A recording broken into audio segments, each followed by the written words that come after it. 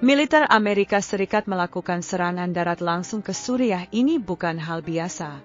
Dalam operasi ini, seorang pemimpin senior ISIS dan 2 anaknya tewas. Tidak ada korban sipil, tapi dunia mulai bertanya-tanya, mengapa sekarang? Apa dampaknya bagi stabilitas Timur Tengah?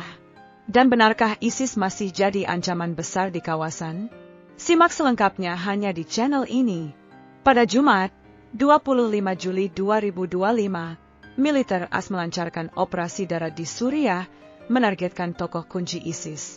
Dia, Zauba Muslih Al-Hardani, pemimpin senior ISIS. 2 anaknya, Abdallah dan Abd Al-Rahman, juga militan ISIS. Ketiganya dianggap sebagai ancaman langsung bagi pasukan AS, koalisi internasional, dan pemerintahan baru Suriah.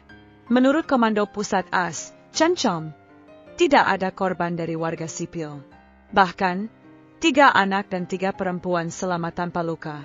Biasanya, AS melakukan serangan melalui udara dengan drone atau jet tempur. Tapi kali ini, mereka mengirim pasukan langsung ke darat. Ini menjadikan serangan ini salah satu dari sedikit operasi darat langsung sejak 2021. Jenderal Eric Kurilla dari CENTCOM mengatakan, "Kami akan terus mengejar teroris ISIS dimanapun mereka berada, bahkan saat mereka tidur." Artinya, AS mulai mengambil kembali pendekatan langsung dan agresif terhadap ISIS.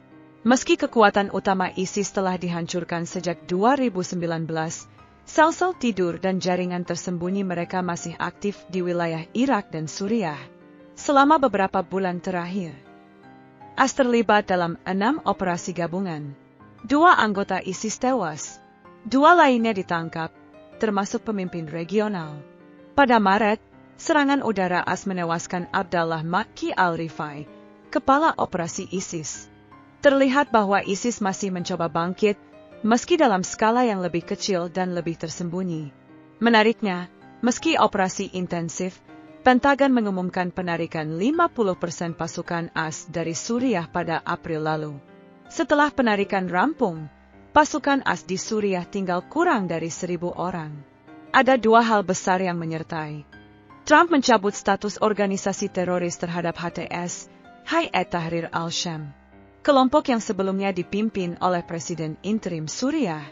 Ini bisa berarti AS mulai membuka jalur politik baru di Suriah.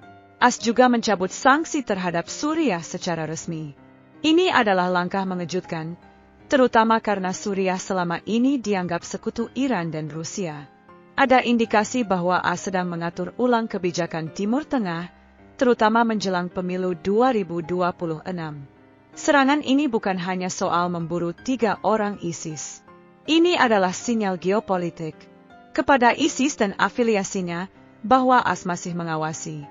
Kepada sekutu AS, bahwa meskipun ada penarikan pasukan, AS tetap akan hadir saat dibutuhkan. Kepada pemerintahan baru Suriah, ini semacam tekanan agar tak bersekutu dengan Iran atau Rusia secara penuh. Serangan ini bisa memicu ketegangan regional atau membuka jalan baru untuk negosiasi politik. Pertanyaannya, apakah ini awal dari gelombang operasi militer baru AS di kawasan? Atau justru penutup sebelum AS benar-benar hengkang dari Timur Tengah? Yang jelas, ISIS belum sepenuhnya hilang. Dan ketika politik Timur Tengah terus berubah, operasi seperti ini bisa terjadi lagi kapan saja.